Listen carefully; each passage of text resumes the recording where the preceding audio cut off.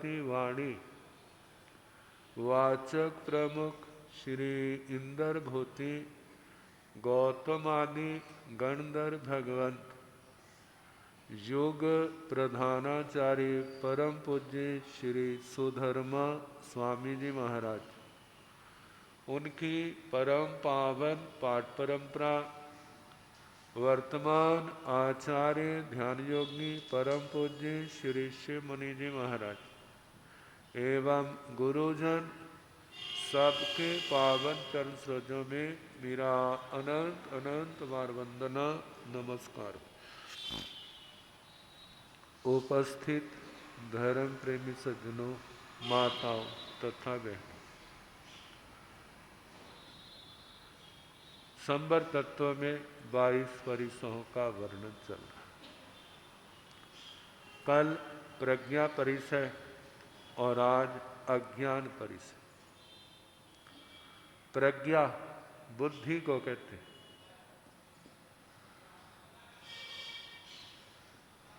ज्ञानावरणी कर्म के क्षोभशम से जो आत्मा को प्राप्त होती है,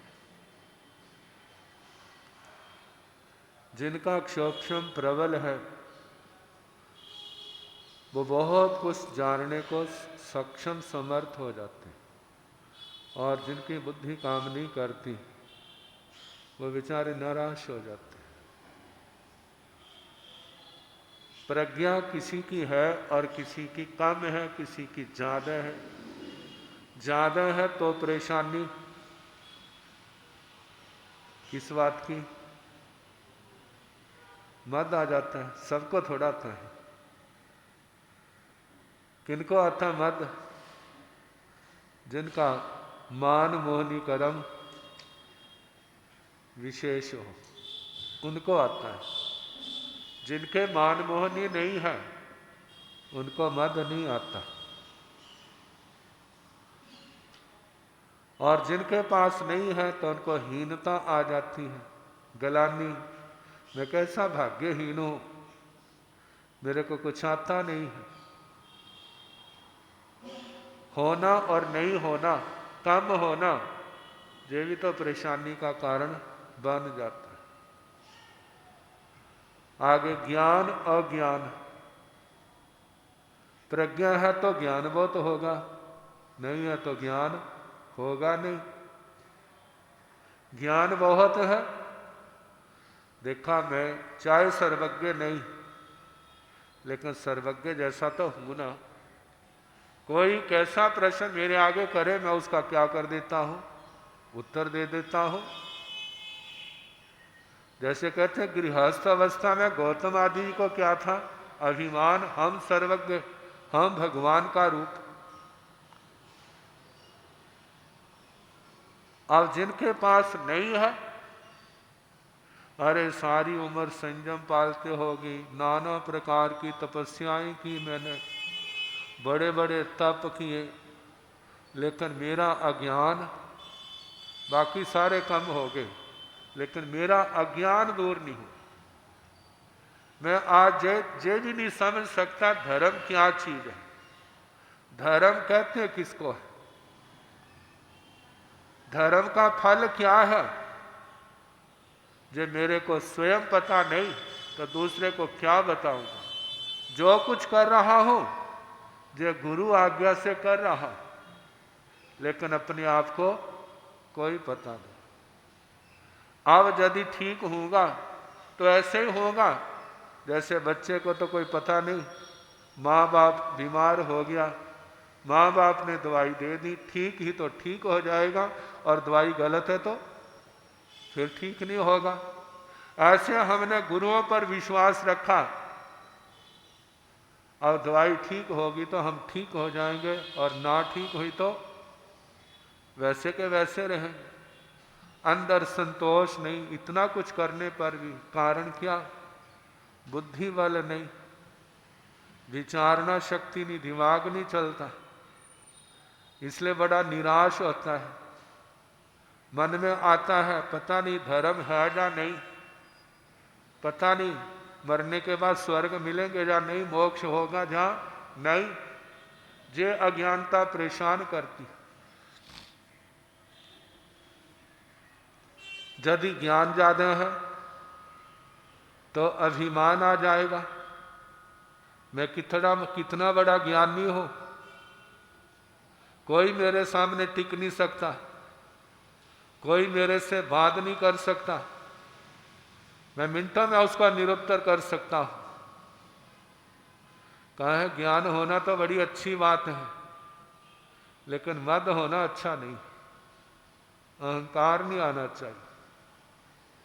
लेकिन आत्मा के अंदर दोष आ जाता है और उसके कारण से व्यक्ति परेशान होता है। कहते हैं दोषों के ये दोष ही तो असमाधि का कारण है। श्री उत्तराध्ययन सूत्र के दूसरे अध्ययन में सारा 22 के 22 परिसयों का वर्णन किया है। भगवती सूत्र में कहा कौन परिसय किस कर्म के उद्देश्य से आता हो, सारा वर्णन किया है। कहा कि वो कोई बात नहीं समझ आती, कोई बात नहीं, जे भगवान के वचन है, गुरुओं के वचन है। संसार के लिए अनंता जन्म गवा दिया है, चलो 2-4 जन्म भगवान के नाम के लगा दो। जहां दुनिया का नुकसान सहा तो जरा जे भी देख लो भला, दुनिया तो सारी देख ली है, भगवान का दरबार भी देख लो, कुछ ना कुछ तो लगाना पड़ेगा। लेकिन जो श्रद्धा के साथ लगाता है उनको धोखा खाना नहीं पड़ता। इतना कुछ चारना सामने आता है समय आने पर जिसकी उसने कभी कल्पना भी नहीं की होती, फिर सोचता है मैं ठीक ठिकाने पर आ गया। तो ज्ञान अज्ञान परिचय को सहना, साधना व्यर्थ नहीं जाती। कभी तो समय आएगा जब उसका प्रभाव हमारे सामने आएगा, लेकिन धैर्य रखने की जरूरत होती। सोचे इस रास्ते पर चलने वाला अकेला मैं नहीं हूं, तीर्थंकर भगवान चले इस रास्ते पर, चक्रवर्तियों ने चक्रवर्ती पने के राज छोड़ दिए, बलदेवों ने अपना बलदेवपना छोड़ दिया, कितने राजे महाराजे महारानियां सेठ सेठानियां सब कुछ छोड़ करके कहां चल पड़े, भगवान के मार्ग पर चल पड़े। अंतकृत दशांग सूत्र में, अनुत्तरोपातिक दशा में, दूसरे अंगों में, शास्त्रों में, इतिहास में कैसे कैसे वर्णन आते हैं। धन्ना शालीभद्र, धन्ना जी को स्नान कराया जा रहा है, शालीभद्र की बहन की आंखों से आंसू आ गए। जब धन्ना जी ने देखा, कहते जे क्या इतनी बड़ी सेठानी होकर के तू रो रही है? कहते आप तो माया के अंदर उलझे रहते हैं, संसार में क्या हो रहा है आपको पता है? कहते क्या हो रहा है? कहते मेरा भाई सब कुछ छोड़ करके दीक्षा लेने के लिए जा रहा है और रोज रोज एक एक को छोड़ रहा है। कहते इसमें क्या है? तेरा भाई तो कायर है, छोड़ना तो एक बार क्यों नहीं छोड़ देता? कहते कहना बड़ा आसान है, कहना बड़ा आसान है, करना बड़ा मुश्किल है। कहते तू मेरे रास्ते में ना हो तो मैं मिनट ना लगाऊं, क्योंकि तैने मेरे वास्ते दुख बहुत सा है, तैने मेरे वास्ते परिवार की इतनी समृद्धि को ठुकरा दिया, तो मेरे को आज्ञा दे दे ना दीक्षा की, मैं अभी जाके ले लूं। कहते अच्छा ले, मैंने दी आज्ञा। उसने भी सोचा नहीं होगा, थोड़ा सा धागा था वो टूट गया और उसी समय उठे। हाँ, कहते आज के बाद सब कुछ छोड़ना। कहते मैंने तो मजाक में कहा, कहते तेने मजाक में कहा, लेकिन मैंने इसको मजाक में नहीं लिया। आगे कहा जो ससुराल का घर था, शालीभद्र अरे क्या कर रहा है, बच्चों की तरह एक एक तंतु तोड़ रहा, झटका लगा जोर से, मैंने तो लगा दिया, छोड़ दिया। शालीभद्र उतना हाथ पकड़ा, चल चले। बेचारे सारे रोते रह गए। कहाँ पहुंच गए? भगवान के दरबार। भगवान कृपा करो, दीक्षा हो गई। आगमों के पारगामी विद्वान लंबी लंबी तपस्याएं सुनते हैं। जब वह दोबारा वापिस आए तो कैसे अस्थि पंजर बने हुए थे। माँ बेटे को नहीं पहचान सकी, दामाद को नहीं पहचान सकी। कितना घोर तप था। धन्य है उन आत्माओं को, उन त्यागियों को, उन वैरागियों को, उन मोक्ष मार्ग के पथिकों को, जिन्होंने ऐसी रिद्धि को नाक की मैल के समान मिनटों के अंदर क्या कर दिया, छोड़ दिया। जिस रिद्धि के कारण भाई भाई को नहीं पहचानता, रिश्ते रिश्ते टूट जाते हैं। कितना कुछ क्या होता है, हमारे से ज्यादा जानकारी आप लोगों को।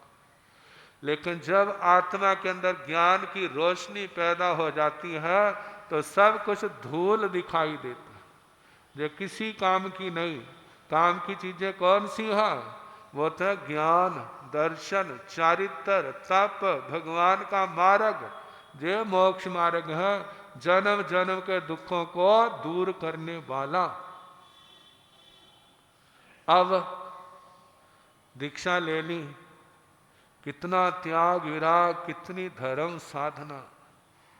मतलब उनको याद करे, उनको नमस्कार करे। जैसी सद्बुद्धि आपके अंदर जागी, ऐसे हमारे अंदर भी जागृत हो। जैसा बल पराक्रम आपके अंदर जागृत हुआ, ऐसा हमारे अंदर भी हो। हम भी बड़े उत्साह के साथ इस ज्ञान, दर्शन, चारित्र, तप के मार्ग की आराधना करें और कर्मों के बंधनों को तोड़ करके इस संसार सागर को पार करने वाले बने। उन महापुरुषों को सामने रखे जब अज्ञान परिसर इस आत्मा को तंग करे। कहते जिस मार्ग पर मैं चल रहा हूं, जहां पर मैं चलने वाला नहीं हूं, भगवान कहते हैं पणया वीरा महावीहिं। इस मार्ग पर, इस महामार्ग पर कायर नहीं, बड़े बड़े वीर योद्धा चले हैं। सब कुछ छोड़ करके, बताया था ना, जब चक्रवर्ती दीक्षा लेते हैं तो उनका परिवार कितना बड़ा होता है वाला? 64,000 तो रानियां हैं, उनका मंत्रिमंडल 32,000 राजे हैं, उनके बेटे बहुआ पुत्र वधुआ कितनी होंगी भला? कहते 6 महीने तक 16,000 देवता आवाजें देते रहते, महाराज ना जाओ, वापिस आ जाओ, वापिस आ जाओ, वापिस आ जाओ। 6 महीने तक अनुसरण करते हैं। कहते जब देखते हैं अब हमारी कोई सुनवाई नहीं, चलो वापिस घर को संभाले। वो पीछे मुड़ के भी देखते नहीं है। कहा जिस मार्ग पर ऐसे ऐसे त्यागी विरागी आत्माएं हुई हैं, हमारा सौभाग्य है किस जन्म में ऐसी कोई करनी की थी जिसके कारण से हमारे कदम जहां पर आ गए। और हमारे को ऐसे गुरु मिले जिन्होंने त्याग भोग का रास्ता नहीं, संयम और तप का रास्ता दिखाया। जो हमारा सौभाग्य है। ऐसा विचार करके इस परिसर को शांति से सहन करे। सोचे और कुछ नहीं मिल रहा, मेरे कर्म तो काट रहे, मेरे जन्म जन्म के पाप कर्म तो काटे। जब भगवान के इतने बड़े बड़े कर्म कटे तो हमारे थोड़े थोड़े से कटेंगे तो सही ना। जब इस मार्ग पर चल रहे तो इस प्रकार अज्ञान ज्ञान परिसर को सहन करे।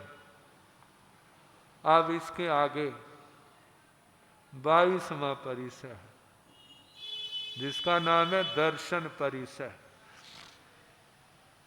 दर्शन परिसर जिसका संबंध है श्रद्धा से, और देखा जाए तो सबसे ज्यादा भयानक है।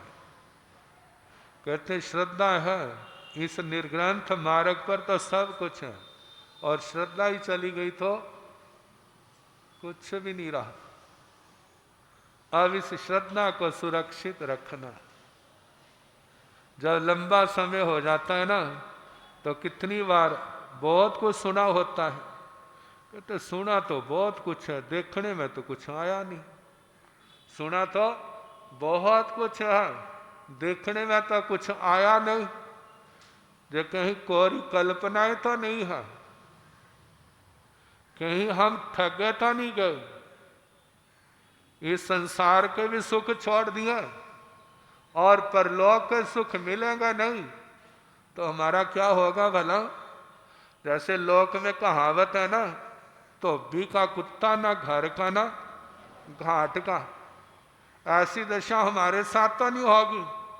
घर में इतनी रिद्धि मिली हुई थी, वो तो छोड़ दी, स्वर्गों की चाहना रखी हुई थी, लेकिन वहां पर कुछ नहीं मिला, तो क्या दशा होगी भला? जिस समय श्री उत्तराधयन सूत्र का 9वां अध्याय 9वीं पवज्जा पढ़ते हैं, लास्ट वाला प्रश्न आता है। सो धर्मेंद्र महाराज नमीराज ऋषि को कह रहे हैं, ब्राह्मण के रूप में थे, इतने आश्चर्यकारी संसार के सुख छोड़ दिया, किस वास्ते?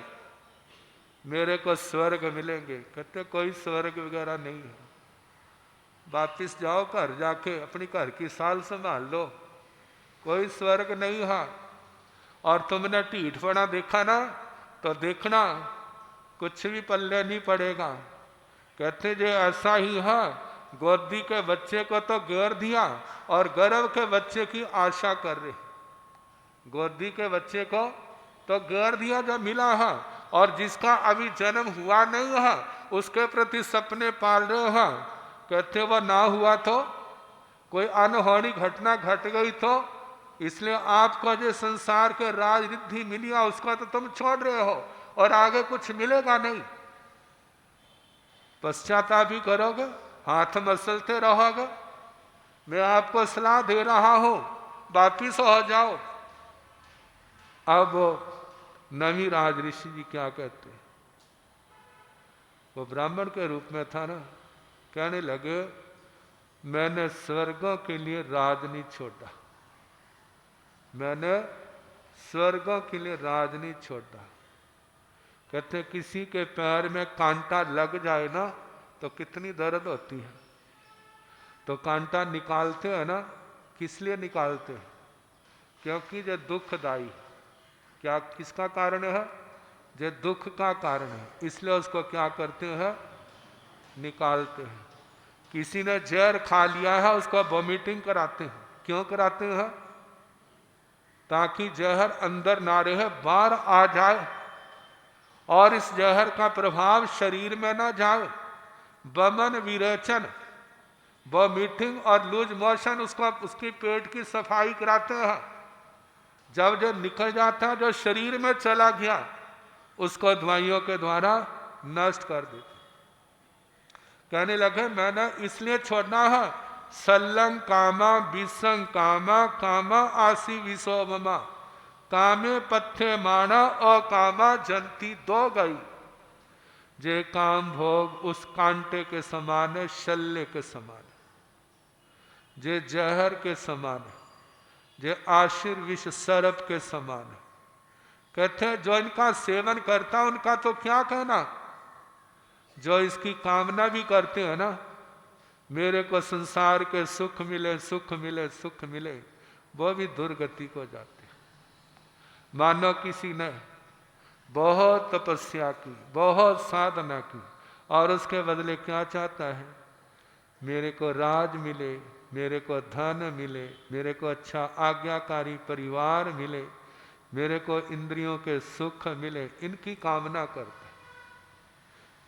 कहते वो मिल तो जाएंगे, क्योंकि तपस्या की है, साधना की है, मिल जाएंगे, लेकिन धर्म नहीं मिलेगा।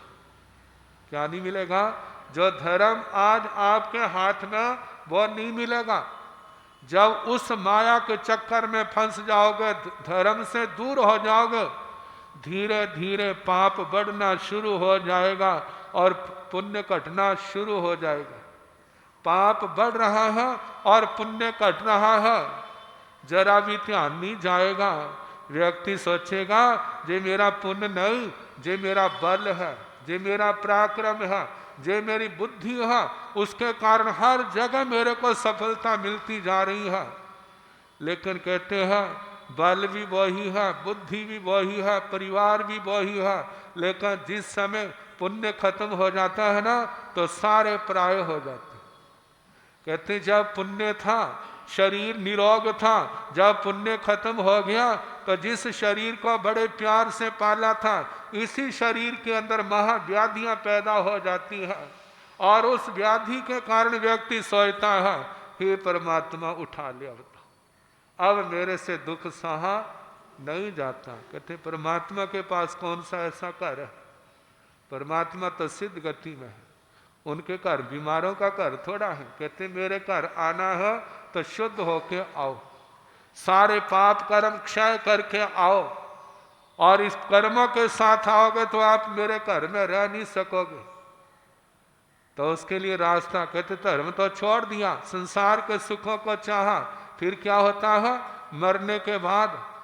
अब उसने पुण्य तो खत्म कर दिया, पाप कर्म इकट्ठे कर दिया, और अब कहाँ जाएगा? अब दुर्गति उसकी निश्चित है। कहते हैं उसने काम भोग भोगे नहीं उस समय, केवल चाहना की, और चाहना मात्र से आने वाले समय में उसका रास्ता नरक गति का, त्रियंच गति का खुल गया। तो इसलिए कहा हमें इनको चाहना तो पाना तो दूर, इनकी चाहना भी नहीं करनी, क्योंकि क्रोध से अधम गति मिलती, अधो गति में जाता, नरक गति में जाता है। मान से अधम गति मिलती है, माया से मित्रता का नाश होता है, लोभ से सब कुछ खत्म होता है। तो ऐसा सोच करके हमने छोड़ा है। जितने संसार के सुख हैं वो किसके समान है? शल्य के समान है, जहर के समान। कितनी समाधि।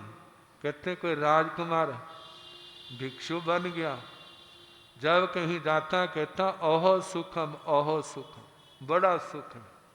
किसी ने कहा जे कौन सा तेरा मंत्र? कहते मंत्र नहीं है, जो मन की स्थिति को बताने वाला।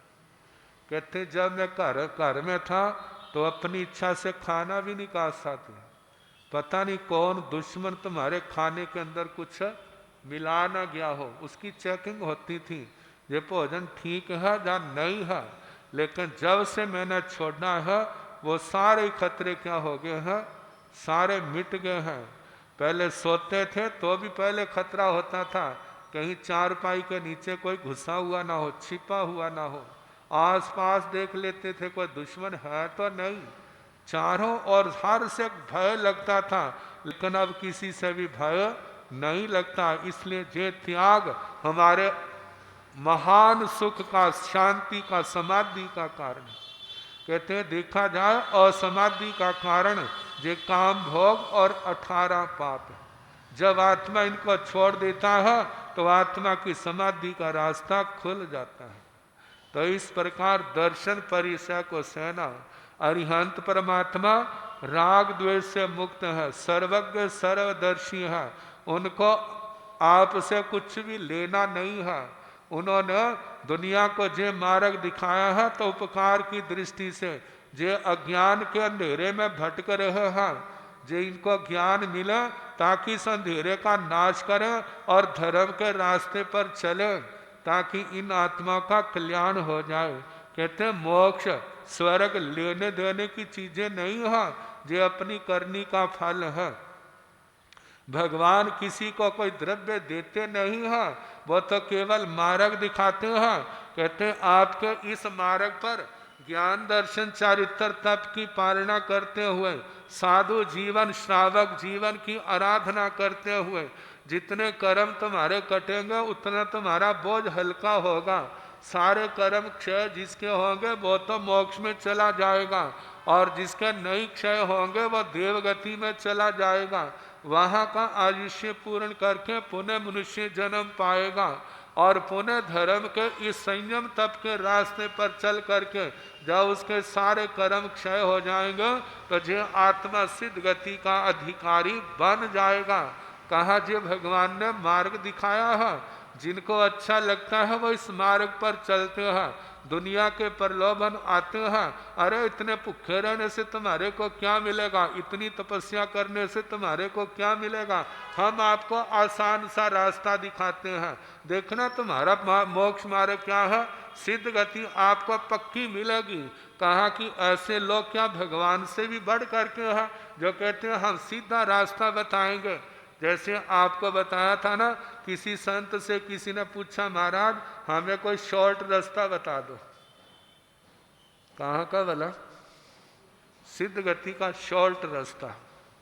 तो संतों ने कहा, तेने हमारे को बेवकूफ समझा है कि हम तेरे को तो शॉर्ट रास्ता बता दे और हम क्या करें, बाईपास होकर के सारे नगर का चक्कर लगा के फिर कहाँ जाए हम उस स्थान पर पहुंचे। कहते रास्ता एक ही है, वो मोक्ष मार्ग का, वो संयम और तप का है। पूर्ण शक्ति है तो साधु जीवन स्वीकार करो, यदि पूर्ण शक्ति नहीं है तो आप श्रावक जीवन अपने जीवन में स्वीकार करो। इसके अलावा और कोई रास्ता नहीं है। तो अपनी निष्ठा, अपनी श्रद्धा इस मार्ग पर रख करके हम इस मार्ग पर चले, आत्मा का कल्याण निश्चित होगा। लेकिन हमारी आस्था दृढ़ रहनी चाहिए। लौकिक प्रलोभनों में आकर के, माया के जाल में फंस करके अपने आप को इधर उधर डामाडोल नहीं करना। करोगे तो उसका परिणाम उस आत्मा को स्वयं आने वाले समय में भोगना पड़ेगा। ऐसा ना हो, इसलिए जो भगवान ने रास्ता दिखाया है, ज्ञान दर्शन चारित्र तप का, उस पर चलने का प्रयास करें। आज इतना ही, बाकी कल जैसा समय होगा सुनाने का प्रयास।